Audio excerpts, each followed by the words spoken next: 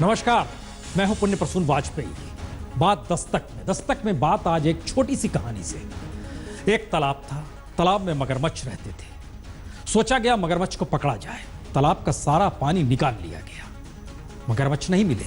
Report तैयार की गई, मगरमच्छ पानी में ही जमीन पर भी रहते हैं, लेकिन सारी मछलियां मर गई। तो अब तैयारी हो रही है प्लास्टिक मनी की। तो हमें लगता है कि कागज के नोट अब फूल के समान हो चलेंगे।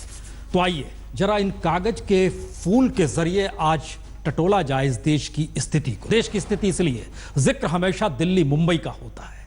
आज हम आपको लिए चलते हैं एक ऐसी जगह जहां पर कतार नहीं लगती, लेकिन मौत हो गई। रिपोर्ट देखिए।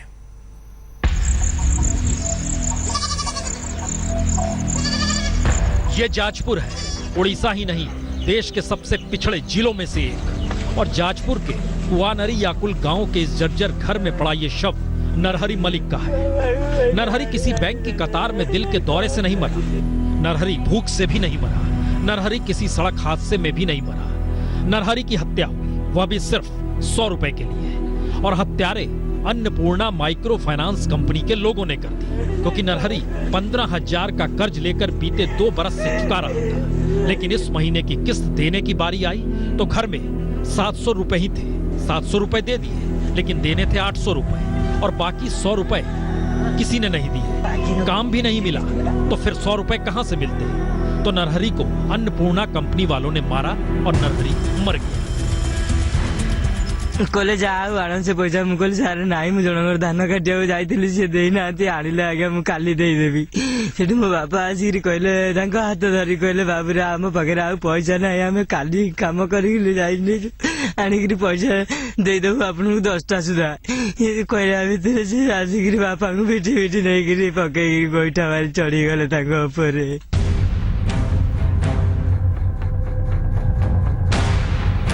तो इस मौत के बाद दिल्ली खुश हो सकती है कि नोटबंदी का असर तो नहीं है ये, लेकिन जी दिल्ली को थोड़ा रुकना होगा, ठहरना होगा। क्योंकि 100 रुपए नरहरी को इसलिए नहीं मिले क्योंकि गांव में किसी के पास काम है ही नहीं। नोटबंदी के बाद कोई काम देता ही नहीं क्योंकि किसी के पास काम के बाद पैसे देने के लिए नहीं है। और गांव में रहने वाले 200 परिवारों के पास काम भी नहीं है, तो गांव में कोई मदद करने की हालत में भी नहीं है। ऐसे में अन्नपूर्णा माइक्रो फाइनेंस वालों ने शुक्रवार यानी आज के दिन सुबह 10 बजे तक का ही वक्त दिया था।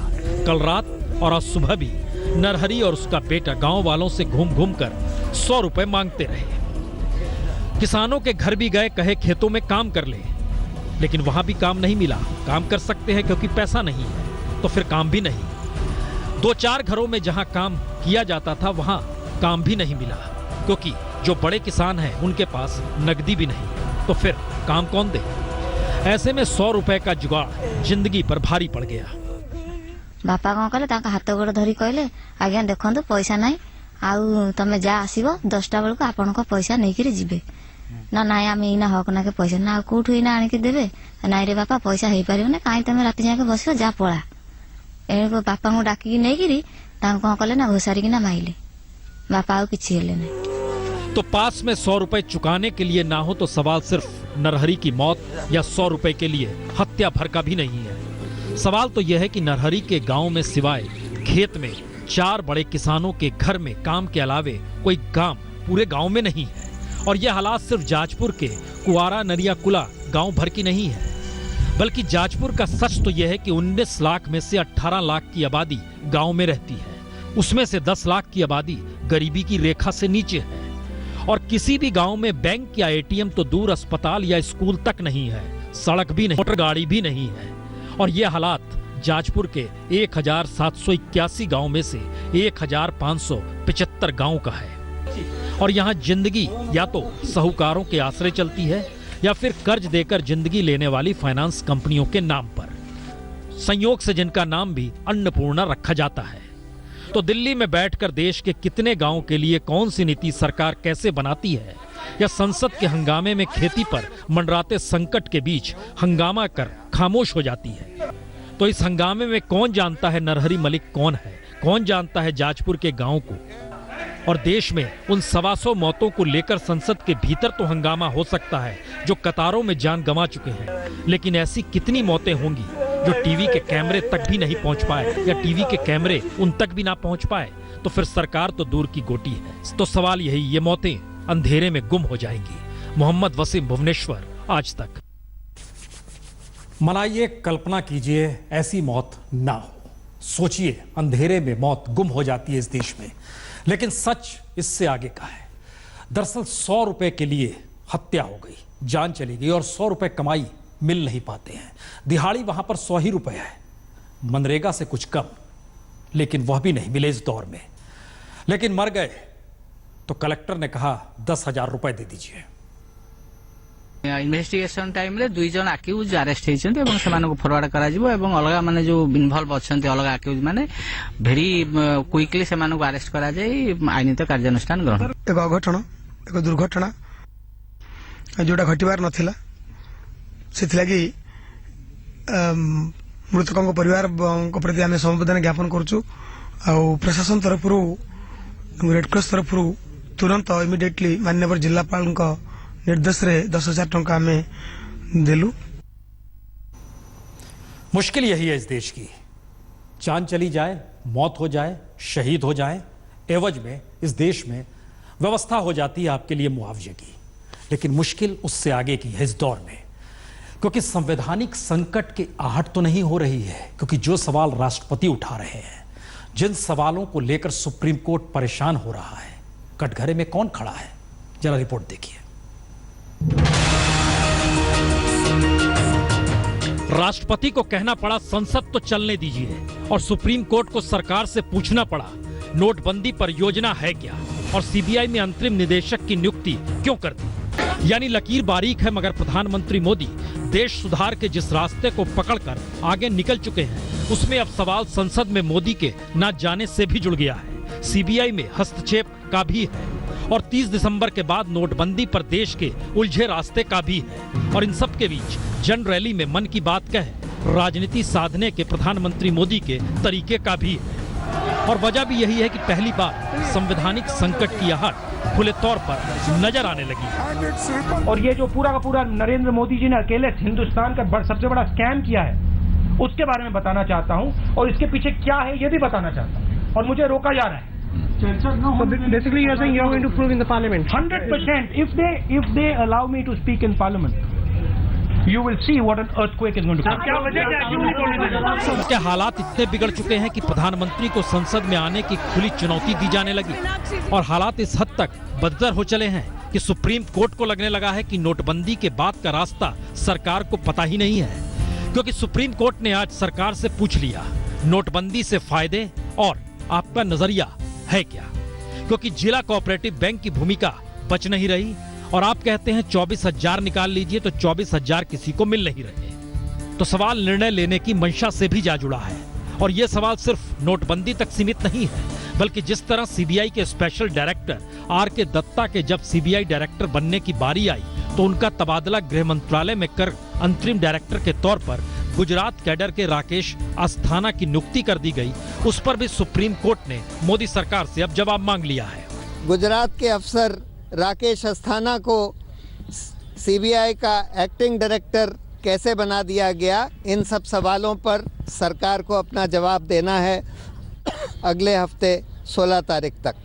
उसके बाद सुप्रीम कोर्ट इसकी सुनवाई करेगा कि राकेश अस्थाना को बने रहने दिया जाए या नहीं।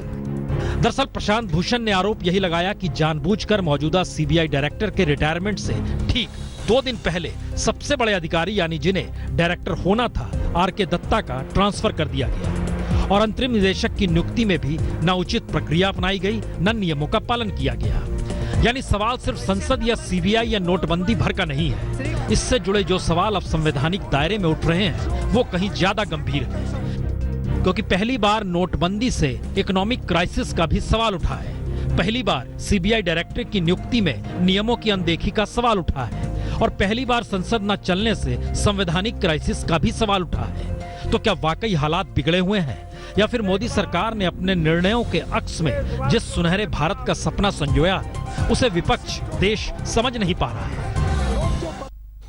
सुनहरे भारत का सपना बार बार दिखाया जा रहा है, लेकिन वो कौन सी परिस्थितियां हैं जो कह रही हैं कि दरअसल इस अंधेरे को भी समझिए, तो आइए उसे भी देख लीजिए। यह फहरिस्त है देश के टॉप कंपनियों की और इनके शेयर अगले बरस गिर जाएंगे। जी, बाजार पर नजर रखने वाली मोतीलाल ओसवाल सिक्योरिटीज ब्लूमबर्ग की माने तो अगले वित्तीय बरस में देश की 90% नामचीन कंपनियों के शेयर गिरेंगे और सभी नेगेटिव में, यानी नोटबंदी के असर से तमाम बड़ी कंपनियों की चूल्हे हिलेगी। नुकसान तो बैंकों का भी होने वाला है, लेकिन इस फहरिस्त में सिर्फ एक कंपनी है जिसके शेयर नोटबंदी के बावजूद फायदे में रहेंगे और वो है अडानी पोर्ट। यानी जिस दौर में देश की तमाम दिग्गज कंपनियां अपने शेयरों को बचाने में जुटेंगी, उस दौर में अडानी ग्रुप अपना कारोबार बढ़ाने में ही लगेगा, क्योंकि नोटबंदी का असर कम से कम उस पर ना के बराबर होगा, जैसे मोतीलाल ओसवाल सिक्योरिटीज ब्लूमबर्ग कह रहा है। लेकिन सवाल सिर्फ बड़ी इंडस्ट्रीज का नहीं, सवाल तो लघु उद्योगों का भी है, क्योंकि नोटबंदी के बाद का सच यही है कि कालीन हो या कपास, दवा हो या कांच, डायमंड हो या साइकिल या फिर हौजरी इंडस्ट्री, तमाम छोटे उद्योगों की कमर टूट गई है। और मुद्दा सिर्फ कारोबार के चौपट होने तक नहीं है, मुद्दा यह है कि लाखों मजदूर बेरोजगार हो चले हैं, हजारों मजदूर वापस अपने गांव लौट रहे हैं या लौटने को मजबूर हैं। कारोबारियों के पास देने को पैसा तक नहीं है, उनका धंधा ठप हो चला है और उन्हें समझ नहीं आ रहा मजदूरों को रोके तो कैसे रोके। फिरोजाबाद में ही कांच के करीब 70% कारखाने बंद हो गए, तो सूरत में 50% हीरा इंडस्ट्री ठप पड़ी हुई है। गवर्नमेंट ने हमको 50,000 रुपया सिर्फ वीकली दिया हुआ है। ये इतने मजदूर काम करते हैं, इनको कैसे हम उनको बांटेंगे, करेंगे। कारपेट बुराई वाले आ गए या फिनिशिंग वाले आ गए या वॉशिंग वाले आ गए, तो हम उनको कहाँ से पैसा ला करके देंगे। आज के टाइम में जो कैश फ्लो है वो बंद होने के कारण से ना तो व्यापारी व्यापार करने आ पा रहा है और ना ही दिल्ली छे का व्यापारी, होलसेल व्यापारी यहाँ से बैठ के व्यापार कर पाता। मुझे ऐसा लगता है कि सैकड़ों करोड़ रुपए का नुकसान फिरोजाबाद का हो गया होगा। जो एक जो सीजन था बहुत बड़ा, जिसमें माल काफ़ी लग रहा था कि दिवाली से भी ज़्यादा जोर रहेगा, वो जोर बिल्कुल भी नज़र नहीं आ रहा। नोटबंदी के बाद में सबसे बड़ा असर सेंधवा के कॉटन उद्योगों पर आया है, जहां पर किसान नगद देने की स्थिति तो जिनर की रही नहीं गई है, चेक वो लेने को तैयार नहीं। कारण उसका ये है कि वो उसके खाते से नगद निकाल नहीं पा रहा है। काम का तो थोड़ा चल रहा है, पूरी तरह से नहीं, थोड़ा चल रहा है, लेकिन पैसा की बहुत दिक्कत है। और प्रधानमंत्री भले कहें कि ई वॉलेट से पेमेंट करें, लेकिन मजदूरों की दिक्कत यह है कि उन्हें अभी तकनीक की बेसिक जानकारी भी नहीं और ज्यादातर मजदूर अनपढ़ हैं। और व्यवहारिक सच तो यह है कि अभी दिल्ली जैसे शहर में ही सारे लोग ई वॉलेट या क्रेडिट डेबिट कार्ड का इस्तेमाल नहीं कर रहे। अब आप कैशलेस करने जा रहे हो तो उसके लिए पहले आपको तैयारी करनी चाहिए, हमारे को बताना चाहिए, हमारे को उस चीज में लाना चाहिए, जबकि वो नहीं आ पा रहा। तो इस सच से मोदी सरकार या बीजेपी चाहे मुंह मोड़ ले या खामोश हो जाए, लेकिन ये बात बीजेपी के सहयोगी संगठन भारतीय मजदूर संघ को अब समझ में आने लगा है। बीएमएस ने तो सरकार पर सीधी उंगली उठाते हुए कह दिया कि बात तो 1 करोड़ रोजगार देने की होती थी, लेकिन मोदी राज में महज 1,35,000 रोजगार पैदा हुए और नोटबंदी से 20 लाख से ज्यादा रोजगार चले गए। और वो साल दर साल संगठित क्षेत्र में रोजगार के अवसर घट रहे हैं। तो क्या इन्हीं सवालों को देख समझकर सुप्रीम कोर्ट ने आज मोदी सरकार से पूछ लिया कि क्या आपको पता है हालात सामान्य होने में वक्त कितना लगेगा, और क्या 14 दिसंबर को सरकार सुप्रीम कोर्ट को बता पाएगी, क्योंकि पहली बार सरकार की नीतियां ही कटघरे में है और आम जन का समूचा सब्र जिस तरह 30 दिसंबर का इंतजार कर रहा है, उसे लेकर अब सुप्रीम कोर्ट भी चौकन्नी है कि अब वाकई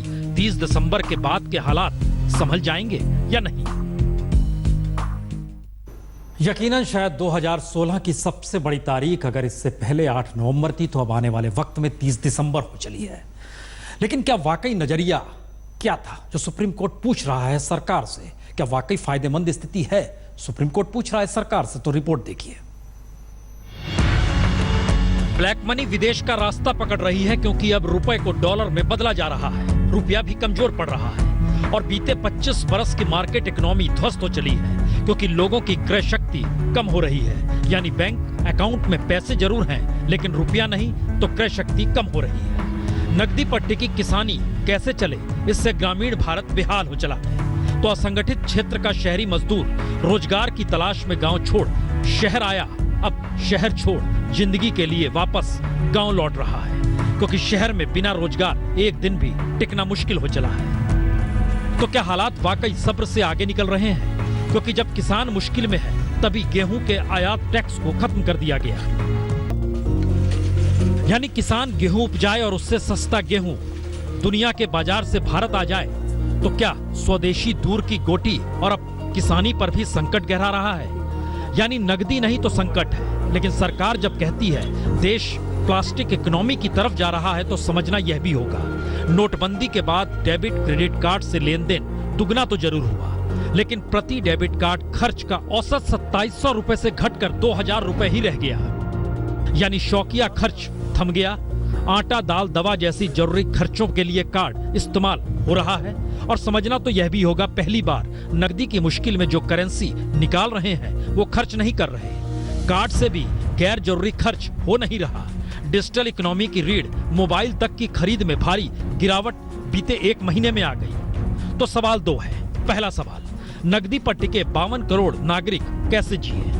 और दूसरा सवाल, जब विश्व बैंक की रिपोर्ट बताती है कि भारत में तकरीबन 43% खाते इस्तेमाल में ही नहीं है, तो इन हालातों में सुनहरे भारत के सपने से जोड़ने में वक्त लगेगा कितना, कोई नहीं जानता। और बीतते वक्त के साथ क्या वाकई बैंकिंग लेन देन और डिजिटल इकोनॉमी की उम्मीदों के आसरे अंधेरे में समाये हिंदुस्तान में 2 जून की रोटी हर किसी को मिल जाएगी?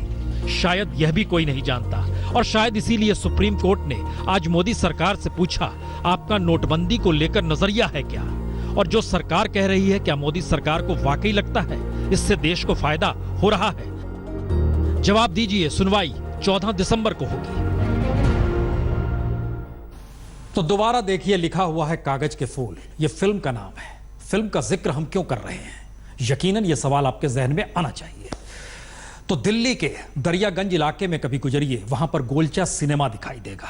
यह वह सिनेमा घर है जिसका उद्घाटन सर्वपल्ली राधाकृष्णन ने किया था 1954 में। उपराष्ट्रपति थे, भारत रत्न से उसी वर्ष सम्मानित किया गया था। कागज के फूल वहां पर सिर्फ 1 हफ्ते चली थी, लेकिन बहुतेरी फिल्म गोल्डन जुबली मनाकर उतरी थी। उस सिनेमा घर में ताला लग गया है।